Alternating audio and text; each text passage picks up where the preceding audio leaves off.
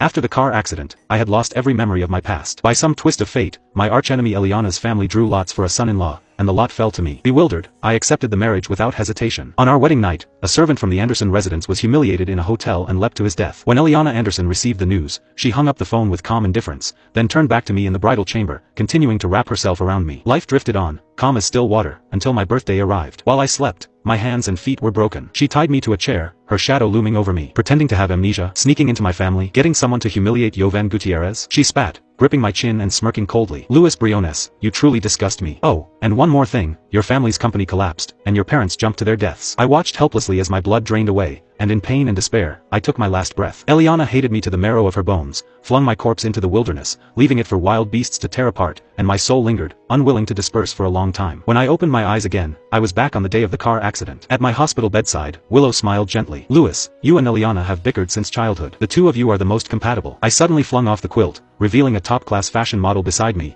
her figure alluring, her eyes steeped in seduction. Sorry, ma'am, I said with a faint smile, I've already matched with someone 100% successfully. You, absolutely shameless. Willow's face blanched with fury at the sight of the model, her hands trembling as she turned to slam the door on her way out. Watching her retreating back, my fingers tapped lightly against the bedside. The first thing I did after my rebirth was to have my assistant urgently arrange for a model to come over. Boss, don't worry, the model said with a playful wink, I'll make it look more real than real. The ward door was suddenly kicked open, and Eliana strode in with Jovan at her side. Her face was stormy, her gaze sweeping over the model sprawled on my bed, her voice trembling with restrained fury. Luis, what did you say to my mother to make her so angry? Always going against me, just to get my attention. Her lips curled into a mocking smile. Too bad. I've only ever liked men who know their place. I met her gaze calmly. Who are you? Sorry, I had a car accident. I don't remember anything now. Still faking amnesia? Eliana's hand shot out, her fingers gripping my chin. Luis, that trick of yours is ancient. I repeated the move she knew too well, throwing off the quilt in one motion. The model lazily propped herself up, her lips curving into a provocative smile meant just for Eliana. Her pupils contracted, her palm cracked across my face. Pathetic. Eliana. Jovan leaned in, his tone sickeningly sweet. If Luis is already this blatant, who knows how many scandals will follow if you truly marry him. I slowly wiped the blood from the corner of my mouth. Who said I'm going to marry you? You're overthinking. Playing hard to get? Eliana's fingers clamped around my wrist. All these years you've gone against me, just to make me look at you more. I shook her hand off. I will not marry you. Still acting high and mighty? She sneered, her fingertips brushing my collar with disdain. Even if you were lying here naked, I wouldn't touch you. The kind of man I like is considerate. Her eyes shifted to Jovan, whose ears burned red in a heartbeat. I yawned slowly. Are you done? I need to rest. The door's that way. Eliana's teeth ground together. Fine. I'll see how long you can keep up this act. The day you kneel and beg me, don't blame me for not giving you face. The ward door slammed shut, the sound echoing like a gunshot. The moment the door shut, Jovan glanced back and flashed me a smug, triumphant smile. Once they were gone, I drew out the envelope I had prepared in advance and handed it to the model. Thank you for your hard work. The payment is doubled. She accepted the money, then leaned in slightly, a faint trace of perfume drifting toward me. Luis, if you ever need anything in the future, you can always call me. As the ward door closed behind her, I exhaled slowly. The sunlight outside spilled in just right, and I greedily breathed in the disinfectant-scented air. This was the scent of being alive. In my previous life, it was in this very ward that I, suffering from amnesia, signed the marriage contract and later handed the shares of the Briones Corporation into Eliana's hands. This time, I would never make that mistake again. Suddenly, my phone vibrated. I pressed the answer button. Luis, my mother's voice came with a careful tone. Today, the Ramsey family from Sierra Vista came to visit. They wish to form a marriage alliance with us. Would you like to reconsider? My fingers tightened around the phone. In my previous life, she had brought up the same proposal, and I had rejected it without hesitation. Mom knows your heart is always with that Eliana, but a forced melon is never sweet. I still hope you can find someone better. Who said I like Eliana? I let out a soft chuckle. Mom, all these years I've competed with her only for the sake of company interests. On the other end, my mother sounded taken aback. I agree to the marriage alliance with the Ramsey family. My tone remained steady. They value discipline and uphold strict family values.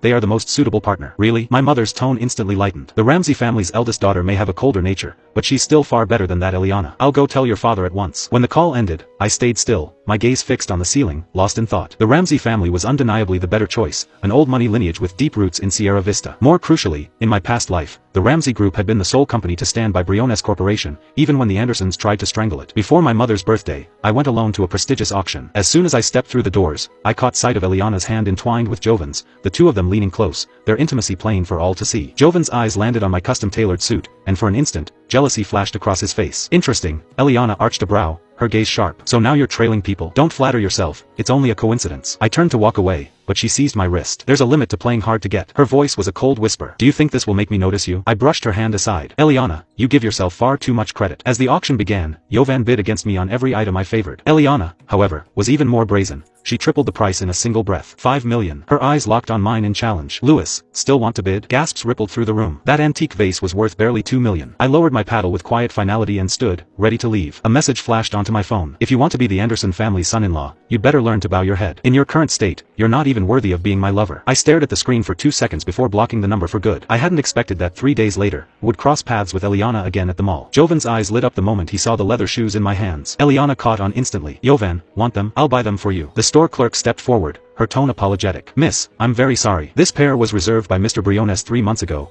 It's the only pair of this limited edition in the entire city. I said. Eliana's voice suddenly rose, her eyes slicing toward the clerk. I want these shoes right now. I slammed the black card onto the counter. First come, first served. Eliana doesn't even understand the most basic rule. Eliana's hand shot out, yanking my wrist, her nails almost digging into my skin. Louis, must you go against me on everything? Her voice dropped, sharp and cold. The more you act like this, the more ridiculous you look. If you want to marry me, just say it. Why bother with these games? I pulled my hand free with force. You think far too highly of yourself. Turning to the shop assistant, I said evenly, please wrap it up for me now. The shop assistant took my card with visible unease, while Eliana's face darkened into something dangerous. Seeing her expression, Jovan quickly clung to her arm. Eliana, forget it. I don't want it anymore. No, Eliana snatched the shoebox straight from the assistant's hands. In Roseville, there's nothing I can't get. With that, she dragged Jovan away without a single glance back. The next morning, an ornate gift box appeared on my office desk. As soon as I untied the ribbon, a foul metallic scent hit me. Inside was a pair of black leather shoes, stained with something ominous, with strands of hair tangled around the heel. My phone vibrated. Jovan's name flashed on the screen. Louis, I thought it over and realized I shouldn't keep what's yours. Sending your shoes back. I wore them while dancing with Eliana last night, but I may have gotten them dirty. Swallowing back my revulsion, I hurled the shoes into the trash without a second glance. Then another message arrived, this time from my mother. Louis, the Ramsey family's dowry list is unbelievable. I opened it and was stunned. The marital endowments alone could purchase 3 Briones corporations. The Ramsey family had always been cloaked in mystery and known for their restraint, yet for me,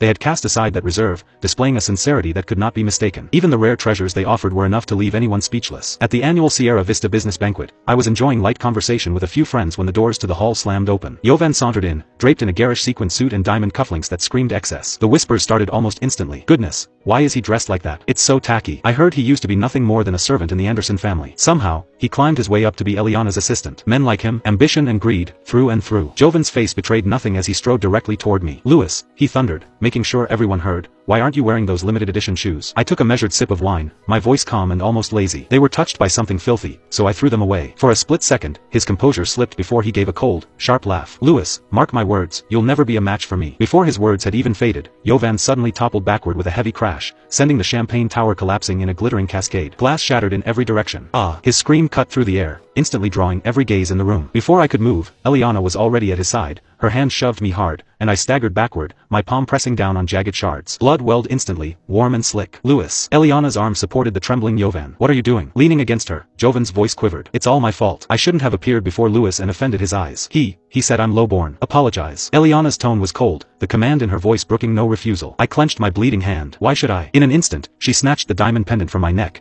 the only keepsake my grandmother had left me. No. I lunged forward, desperate to grab it. The pendant struck the floor, splintering into pieces before my eyes. Next time, she said, helping Jovan to his feet and looking down at me from above, it won't be this simple. I clenched my fists. For the next week, the entertainment headlines were flooded with photos of Eliana shopping arm in arm with Jovan. I acted as though I had never seen them. Late one night, as I worked overtime in my office, the door suddenly burst open with a violent kick. Before I could lift my head, an icy hand clamped tightly around my throat. With a heavy thud, Jovan dropped to his knees, his voice shaking with barely contained sobs. Louis, my parents are just ordinary workers. Please, I'm begging you, let them go. He raised his phone, and on the screen, a middle-aged couple's faces were smeared with blood as they bowed toward the camera. Louis, please, have mercy. Our son will never dare to compete with you for Eliana again. Eliana wrenched the phone away, her eyes burning with rage. Louis, have you lost your mind? You actually sent people to hurt Jovan's parents? I don't even know them. My tone was cold as I met Jovan's gaze. Great acting. You're still denying it. Eliana slammed the phone down in front of me. On the screen, the couple struck their own faces in desperation. They're calling you by name, begging you. I inhaled slowly. I didn't do it. Jovan lunged forward, clutching my wrist. Louis, my parents are still lying in the hospital. They've lived honest lives. They would never. Enough. I yanked my hand free. If you're going to frame me, at least make it believable. Louis, you make me sick. Eliana's voice was frigid, her eyes colder still. If you intend to marry me, you shouldn't be doing something so mindless. Take him away. 4 bodyguards stepped in at once, their grip brutal as they wrenched my arms behind me. They shoved me forward, and behind us, Jovan sniffled softly. Eliana, my parents. I was slammed down onto the cold tiles of the ancestral hall, pain shooting up my legs as my knees bruised instantly. Eliana tossed a share transfer agreement in front of me. Sign it. Transfer 80% of your shares to Jovan. Don't even think about it. I ground out through clenched teeth. Jovan's voice turned falsely humble. Eliana, Louis looks down on people like me, maybe just forget. Eliana forced me down harder. Weren't you so high and mighty when you were beating other people's parents? She shoved my fingers into the red ink. Today, you'll sign it, whether you want to or not. I was left locked inside the ancestral hall. 3 days later, the doors finally opened. I thought I was about to be freed, until I saw Yovan walk in alone. Eliana said you can go now. His voice rang sharp in the emptiness of the hall. With effort, I lifted my head, meeting the venom in his eyes. He loosened my ropes slowly, then, without warning, shoved me hard to the ground. The acrid stench of gasoline hit me instantly. What are you doing? My gaze locked on the lighter flickering in his hand, my voice trembling.